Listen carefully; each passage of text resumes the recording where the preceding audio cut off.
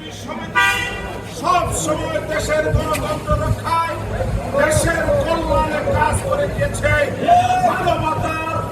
মানবতার পক্ষে কাজ করে গিয়েছে। আমরা সেইভাবে গণতন্ত্রকে রক্ষা, দেশের স্বাধীনতা রক্ষা এবং মানবাধিকার বিচার বিভাগের স্বাধীনতাকে রক্ষা করার জন্য কাজ করি।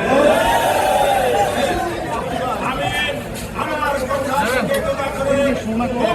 করে আপনাদের প্রতি আমার কৃতজ্ঞতা জানাবার বক্তব্য শেষ করছি এবং সভাপতিকে আহ্বান করব, আপনি দয়া করে যারা যারা কাজ হিসাব করে